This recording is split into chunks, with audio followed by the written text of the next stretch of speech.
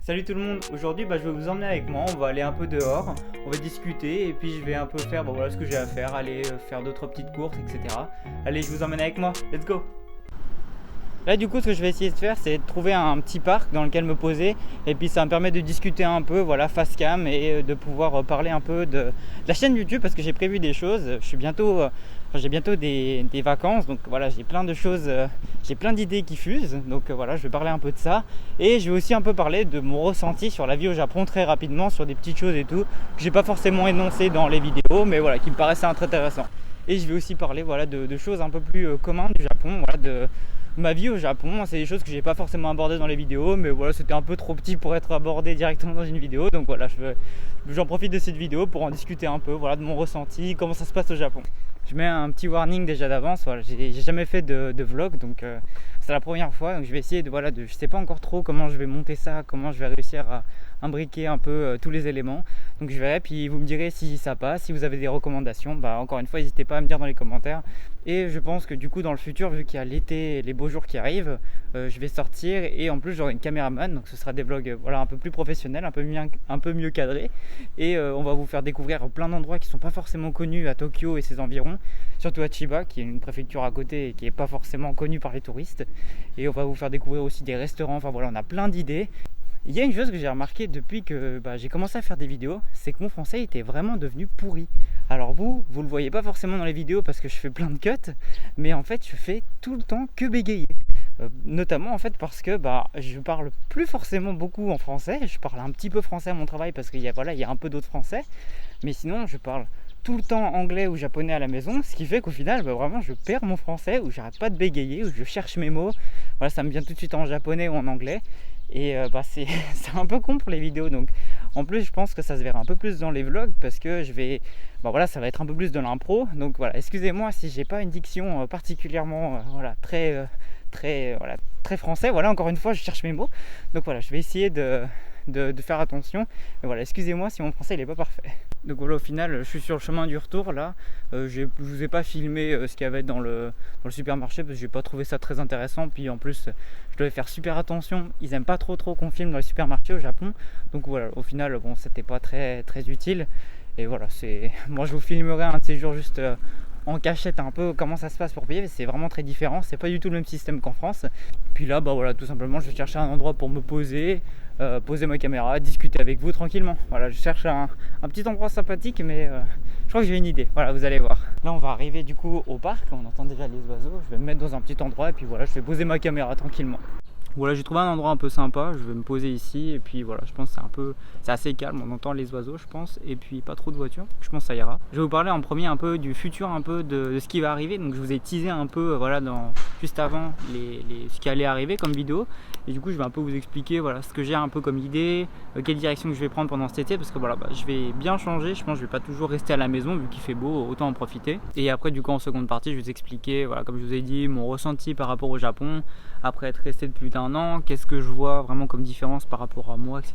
Alors je vais vite faire introduire, je pense que je ferai une vidéo plus approfondie, mais voilà, c'est un peu pour discuter, d'être un peu à l'extérieur, voilà. Concernant les vidéos, je pense que je vais un peu du coup vraiment commencer à sortir et faire plus de vlogs ou de vous faire découvrir des endroits sympas, des restaurants sympas aussi, et notamment aussi des bons plans si vous venez en voyage ou des choses voilà, que vous devriez faire absolument si vous venez en voyage. Voilà, moi j'ai une vie ici en tant que de résident, du coup j'ai beaucoup de temps, mais au final on se rend compte que quand on vit au Japon, au final on reste quand même relativement assez à l'intérieur, hein. Donc c'est un peu comme en France, si on déménage etc, au début tu visites, tu vois des trucs, puis au final après voilà, t'as ta vie, t'as ta routine, et tu restes relativement quand même chez toi. Tu fais les trucs que tu as à faire, mais voilà, je vais pas tous les jours à Akihabara pour voir les figurines, ou voilà, je vais à Shinjuku quand j'ai besoin et je fais des trucs, voilà, si je dois faire du shopping, vu que je suis à Shinjuku je l'ai fait, mais je vais pas en général aller à Shinjuku tous les 2 jours pour aller faire du shopping quoi. Et du coup pour les vidéos, il y a la mère de ma copine qui m'a suggéré une idée, et en fait elle m'a dit mais vu que tu aimes bien cuisiner etc et que tu fais tout le temps à bouffer, je dis t'as qu'à faire des vidéos sur le Japon mais par rapport à la bouffe. Alors, soit tu racontes des trucs, soit voilà, tu fais des recettes de cuisine, t'apprends etc. Alors il y a déjà pas mal de recettes au Japon, enfin sur YouTube et tout par rapport au Japon. Je pense que je ferai des trucs qui sont pas très connus, des trucs voilà, relativement simples ou des produits que vous pouvez trouver en France relativement facilement pour les faire. Parce que voilà, bon après je vous dis clairement, moi du coup maintenant vu que j'habite ici, les produits par rapport à ce qu'on avait en France, bon c'est voilà, c'est pas de gamme hein, ce qu'on a chez nous. Quand on voit la sauce soja qu'on a chez nous, bah, ça n'a rien à voir par rapport à ici, ça n'a pas du tout le même goût. Donc voilà, mais c'est quand même des recettes que vous devriez pouvoir faire relativement facilement. Ou alors tout simplement je vous mettrai en description où est-ce que vous pouvez les choper pour pas trop cher, pour vous les faire directement livrer chez vous. Voilà. Enfin, je pense que je vais commencer à regarder un peu comment est-ce que je peux setup tout ça. Et concernant du coup ces vidéos, je pense que ce sera ma caméraman qui me filmera parce que voilà, bah, ça me permettra d'avoir les mains libres et ce sera mieux cadré et tout. Donc je pense que ce sera beaucoup mieux. J'espère que vous n'entendez pas trop l'enfant. J'espère que vous l'entendez pas, franchement ça me saoulerait. Si on l'entend toute la vidéo, je pense que je vais le tuer. Et d'ailleurs aussi on a prévu peut-être de bouger un peu dans le Japon quand on aura des vacances. Donc à ce moment là je pense que voilà, si ça vous dit, je vous filmerai un peu les vacances d'un japonais, enfin d'un résident japonais voyageant au Japon. Voilà, je pense que ça pourra faire de belles vidéos et de belles images. Et concernant ces vidéos, je pense que je ferai aussi je sais plus comment on appelle ça, mais genre des pack shots, voilà, des vidéos montées avec, voilà, pour les paysages, voilà, contemplatifs. Et là, je vais vous parler un peu de moi, qu'est-ce que ça fait de vivre au Japon depuis plus d'un an. Une chose que j'arrive pas à m'enlever, c'est le fait de faire des grandes courses en fait. Au Japon, il faut savoir, comme je vous l'ai dit, c'est que les gens ici, ils font les courses très régulièrement, ou ils font les courses tous les 2-3 jours. Moi j'arrive pas à ça, moi je sais pas, genre, ça me fait perdre du temps, et à chaque fois que je vais dans un magasin acheter des trucs de merde. Donc je garde quand même l'habitude d'aller voilà, 1 ou 2 fois par semaine au magasin pour faire les grosses courses et tout. Ça c'est un truc bien français que j'arrive pas à quitter, vraiment ça. Mais ça vient de nos grands supermarchés qu'on a ici, il n'y en a pas des masses. Je vous filmerai, alors j'ai été à Costco, c'est une grosse firme américaine. Alors en fait tout simplement Costco, pour ceux qui ne connaissent pas, c'est des énormes entrepôts dans lesquels en fait ils vendent tout mais en très grosse quantité. Du coup ça vous permet d'avoir, enfin c'est des prix beaucoup plus cassés, mais faut avoir une carte de membre et tout qui coûte à l'année, enfin bref. Mais voilà, ça vaut la peine et ça change énormément par rapport à ce qu'on a au Japon. Voilà, les supermarchés sont beaucoup plus petits que chez nous. C'est vraiment la petite supérette, genre le Super U d'à côté, voilà, qui fait la taille de tous les supermarchés au Japon. Donc il n'y a pas de grands, genre des énormes supermarchés comme on a chez nous avec des milliers de trucs, ils vendent même des ordinateurs et tout, ça n'existe pas ici. Donc voilà, il y a beaucoup de différences par rapport à ça, mais c'est vrai que du coup Costco, si vous venez, c'est une très très bonne idée si vous voulez faire des courses pas trop chères et surtout si vous voulez trouver des produits étrangers. Il y a beaucoup de produits étrangers et ils sont pas si chers que ça. Donc franchement ça vaut la peine. Par contre, faut une voiture en général, hein, parce que c'est quand même relativement assez loin. En général, en fait, les Costco sont très excentrés. Donc si vous revenez avec des kilos et des kilos de courses, enjoy hein, pour revenir avec le train. Donc je vous conseille de prendre une voiture, genre louer une voiture ou je sais pas comment vous faites, mais voilà. En général, il faut une voiture. Concernant mon feeling maintenant pour le Japon, c'est quand même un pays très agréable à vivre, ça c'est sûr.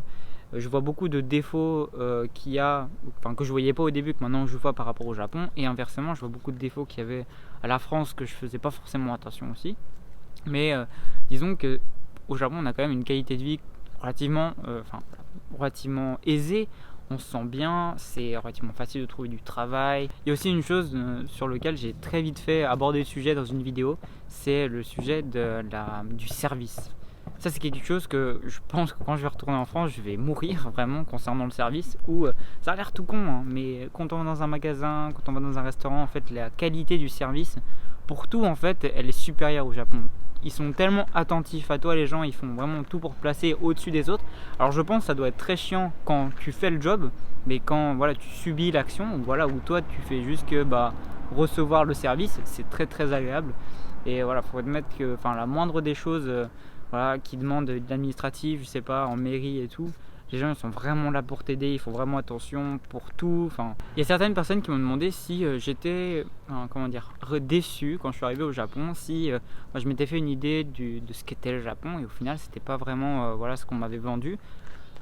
Sans mentir, franchement c'est ce que je m'attendais. J'avais regardé énormément de vidéos, je connaissais bien le Japon pour ce que je pensais et j'ai pas été très dépaysé. C'est ce que je m'attendais, donc j'étais très content sans être surpris du tout en mal ou particulièrement incroyable. J'étais très content, j'étais très satisfait. Les choses aussi que je peux noter, c'est alors moi je vais dire que je vis à Tokyo, c'est à côté, je vais je vais tous les jours à l'école à Tokyo.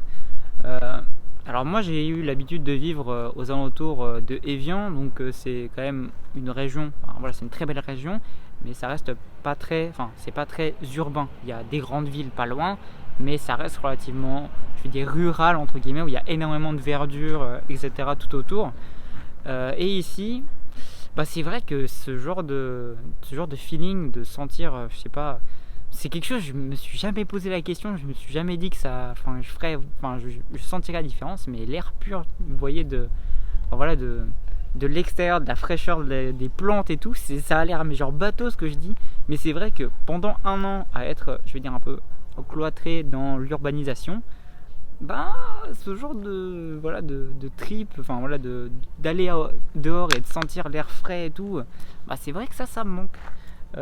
Donc au final, on se voit que, enfin moi je vois avec ma copine qu'on a très souvent envie d'aller à l'extérieur dans des parcs ou d'aller dans des forêts, etc. Parce que bah c'est vrai que la pression tout le temps d'être tout le temps dans le brouhaha, c'est vraiment, bah au début ça fait plaisir parce que c'est l'effervescence, mais au bout d'un moment, c'est vrai que des fois avoir le calme, voilà comme ça dans un parc où il n'y a pas beaucoup de bruit, franchement c'est agréable. Il y a aussi un point que j'aborde souvent avec des gens qui me demandent des conseils pour voyager au Japon. Enfin voilà, s'il y a des bons endroits, est-ce que tant de temps ça suffit pour voyager? Pour être honnête, pour être vraiment honnête, alors ça va paraître très pessimiste ce que je vais dire, mais voyager au Japon pendant 1 à 2 semaines, franchement ça vaut pas beaucoup la peine. Ça vaut la peine si vous avez quelqu'un qui s'y connaît au Japon. Donc si vous avez déjà quelqu'un de natif ou quelqu'un qui vit au Japon depuis longtemps, qui connaît le Japon, ça vaut vraiment la peine. Genre en 2 semaines, vous avez le temps de faire pas mal de choses et de voir un peu ce qu'est vraiment le Japon.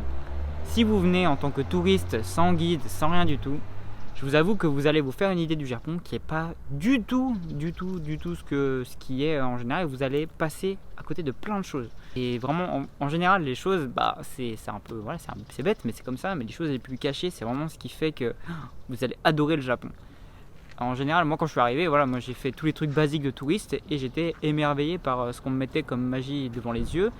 Mais je me suis dit, ah mais c'est tout en fait. Qu'est-ce que c'est Au final, c'est 2 semaines et c'est tout.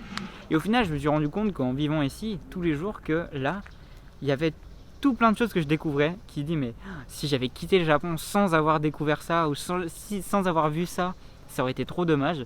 C'est pour ça que je dis que c'est quand même mieux, si vous voyagez au Japon, d'avoir quelqu'un sur place qui vous dit quoi faire, s'il ne peut pas vous accompagner, mais au moins qui vous conseille, qui vous dise voilà, fais ci, fais ça, il faut que tu ailles faire ci, il faut que tu vois ça. Franchement, en vrai je vais dire c'est nécessaire. Si vous venez au Japon sans personne qui s'y connaît, et surtout pour 1 à 2 semaines, vous pouvez venir, hein, mais ça coûte cher pour au final même pas vraiment découvrir le pays. Donc je trouve ça un peu bête.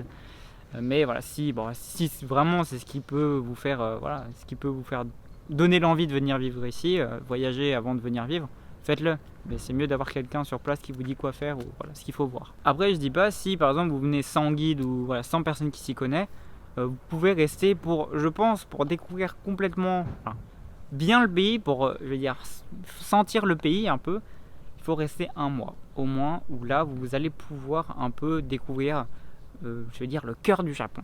Alors c'est vraiment prétentieux de ma part de dire que je connais le Japon, parce que voilà, c'est pour quelqu'un d'étranger qui n'est pas japonais, on ne sait jamais le Japon. On ne sait parce que vraiment on ne connaît pas le Japon. Vraiment, il faut être natif pour le connaître, ce pays. Mais on a un feeling, on peut voir des choses qu'on n'aurait pas forcément décernées dès la première venue ou dès les premières semaines. Et surtout, je vous parle par exemple des restaurants, etc. Des choses vraiment de niche, des choses qu'on voit pas forcément, qui sont pas très connues pour les touristes et qui valent tellement la peine. Des endroits magnifiques, des choses à faire vraiment qui sont pas forcément soupçonnées d'être incroyables et qui franchement sont géniaux. Je vais juste vous donner un exemple. Il y a en fait au Japon pas mal de culture de fraises, et si vous venez d'ailleurs aux alentours de milieu mars, il y a encore ça, et il y a en fait, vous pouvez aller dans des champs vous payez 2000 yens, ce qui fait équivalent de 16 €, et en fait pendant toute la journée vous pouvez ramasser des fraises et les manger, et c'est une expérience géniale où vous avez des paysages magnifiques, et vous êtes vraiment cœur japonais à faire quelque chose je sais pas comment dire, mais vous allez sentir que vous faites quelque chose vraiment de particulier, que c'est quelque chose, ben voilà, c'est une expérience que vous oublierez pas. Et que bon, aller dans un magasin à Akihabara, bon, c'est sympa, mais voilà, ça vaut pas le fait de faire une expérience voilà, purement japonaise, etc. Franchement, ça vaut vraiment la peine. Donc je vous dis, c'est bien d'aller au Japon, mais 2 semaines sans guide, ouais, c'est peut-être un peu mettre de l'argent par les fenêtres, hein, je pense. C'est mon avis, il y a plein d'autres gens qui vont avoir des avis différents et tout, qui vont vous dire ouais, mais vous pouvez faire en 2 semaines, vous pouvez tout condenser et tout. C'est vrai, mais moi, je sais pas si ça vaut la peine. Mais il faut tester. Voilà, c'est mon expérience, c'est pas universel. Donc voilà, moi c'est ce que je peux vous donner comme conseil. Si vous voulez venir au Japon sans guide, venez au moins 3 semaines. Je veux dire au moins 3 semaines.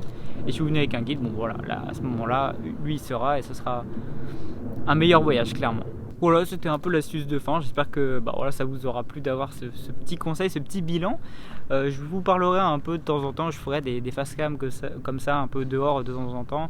Je sortirai, je ferai un vlog sur quelque chose en particulier, puis après je poserai ma caméra dans un parc. Je trouve que c'est un format sympa, que c'est plus proche, et bon, moi ça me fait prendre l'air, donc voilà, ça me fait du bien de ne pas être tout le temps que devant mon bureau. Donc voilà, j'espère que ça vous aura plu. N'hésitez pas à mettre un like, un commentaire dans la vidéo, me dire voilà votre ressenti un peu sur la vidéo, si vous avez bien aimé ce format, qu'est-ce que vous pensez qui pourrait être amélioré dans le futur. Voilà, je vous laisse mettre vos avis dans les commentaires, et moi je vous dis à la prochaine. Sayonara.